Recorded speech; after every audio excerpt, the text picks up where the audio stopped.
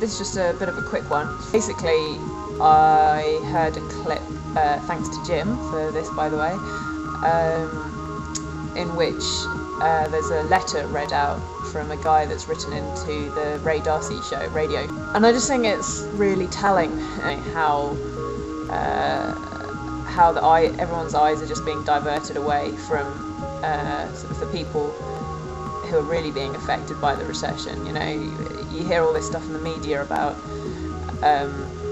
sort of people cutting down, having one holiday less, or not going out shopping so much, or whatever. But in fact, the reality is that you've got thousands of families sort of across the UK, their whole lives just destroyed by bailiffs, and basically, you know, they were only trying to survive. You know, they weren't living extravagantly, probably just, you know, trying to get by, and then, you know, they get a mortgage, because that's pretty much, you know, the only way sort of that you can do things these days. It's almost virtually impossible to sort of not kind of incur some sort of debt.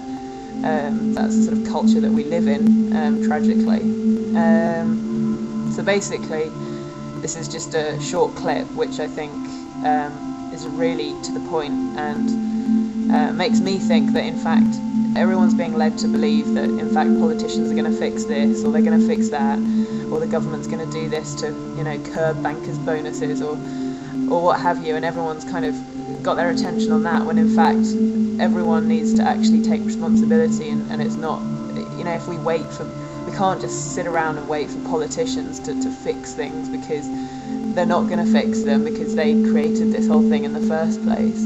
So we you know, if things are going to get a lot worse than this, then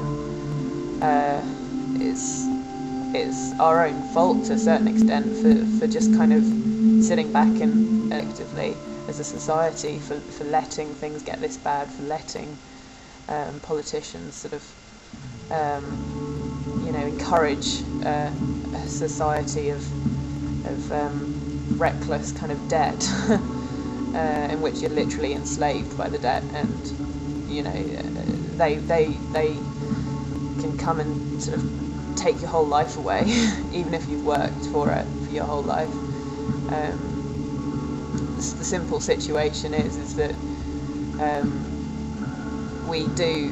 we are basically ran by a mafia. You know, it's not an exaggeration to say the UK, just, you know, if you're talking about a kind of local sort of situation, the UK is run by a political, economic, monetary mafia, you know, who basically they make the rules so they can break the rules to get as much money as they want. The only thing that the recession is just the poor getting poorer and the rich getting richer. They make a good point in this clip, because money doesn't disappear. You know, debt, you know, as a society we're being led to believe that somehow it's up to us to, you know, and our children and our children's children for generations to pay off this debt. Well, you know, I disagree. Why should we be paying off the debt that in fact doesn't even exist? It's an imaginary debt, because the money hasn't just disappeared, it's just basically kind of been sort of pilfered off towards, you know, the sort of the political and monetary mafia. So I recommend that you listen to this. Good morning on this Thursday morning. It's bright winter's morning in Dublin city centre. 083 4100 102 for your texts. You can send us emails to ray@todayfm.com. And the phone number is 1850 715 100. And there's been a good bit of email activity overnight.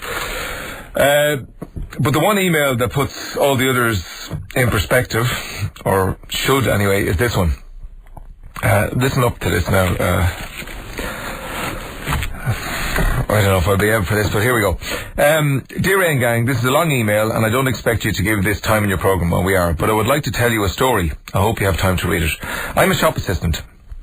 Listening to your show yesterday morning, I heard you talk about the recession, and at one point you said something along the lines of, it's time to stop talking about who's to blame, we all need to put together and fix the economy.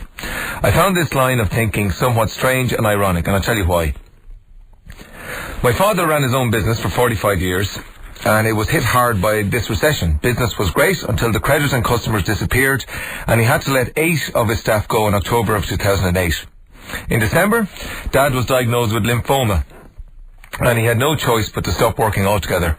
With huge healthcare costs that were not fully covered by his insurance, things got very tight and quite stressful for all our family, Mum, Dad, my brother and I. We pulled together and made the best of a bad situation. Out of the blue last January of this year, Dad was sent a large tax bill from the Revenue Commissioners for various items relating to the closure of his business. Because of medical costs, he couldn't pay it all off. With help from his accountant and by selling his, mine and my brother's cars, we cleared some of the debt and came to an agreement with the Revenue to pay a manageable sum each month and thereby clear the rest within a year.